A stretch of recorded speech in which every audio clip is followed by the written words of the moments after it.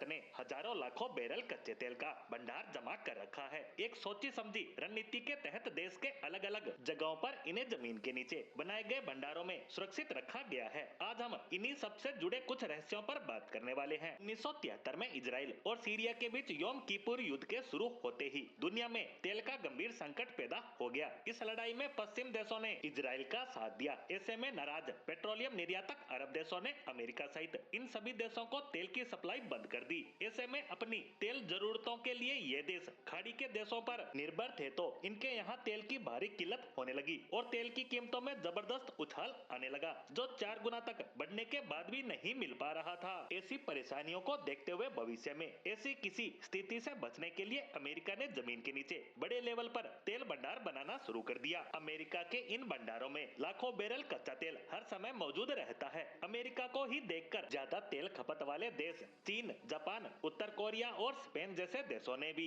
अपने भूमिगत भंडार बनाना शुरू कर दिए। अंतर्राष्ट्रीय ऊर्जा एजेंसी ने अपने सदस्य देशों को कहा है कि वह अपने यहाँ 90 दिन तक चलने लायक तेल का भंडार रखे। ऐसे में भारत भी इस मामले में सजग हो गया और तेल बाजार में आए दिन उत्पन्न होने वाली समस्याओं का दीर्घकालिक समाधान निकालने के लिए भूमिगत भंडार बना लिए। Indian strategic petroleum reserve limited ISPRL 3 जगहों आंध्र प्रदेश के विशाखापट्टनम, कर्नाटक के मैंगलोर और पांडुर तेल भंडारों का रख रखाव कर रहा है। साथ ही उड़ीसा सहित नई तेल भंडारों पर भी काम किया जा रहा है। यह उन तेल भंडारों और पेट्रोलियम उत्पादों के अतिरिक्त है जो देश की तेल कंपनियों के पास हर समय मौजूद रहता है। बता दें कि देश की तेल रिफाइनरियां अपने पास 65 दिनों तक का कच्चा तेल रखती है। इन तेल भंडारों के साथ 90 दिनों तक जा पहुंचती है। जमीन के नीचे तेल भंडारों को बनाना काफी किफायती होता है। ये केवल समुद्र तल से काफी नीचे होने के कारण दुश्मनों के हमले से सुरक्षित रहते हैं। भारत के उलट जापान और चीन जैसे देशों की भौगोलिक स्थिति के कारण जमीन के नीचे तेल के भंडार बनाना आसान नहीं है। ऐसे में ये देश जमीन के ऊपर विशालकाय टैंकरों में कच्चे तेल को स्टोर करते हैं, जो काफी महंगा भी है और दुश्मन से नुकसान का खतरा भी बना रहता है। अरबों डॉलर का कच्चा तेल जमीन के नीचे दबाकर रखना काफी विवाद भरा भी है। आज की तारीख में अमेरिका दुनिया के सबसे बड़े तेल उत्पादक देशों में से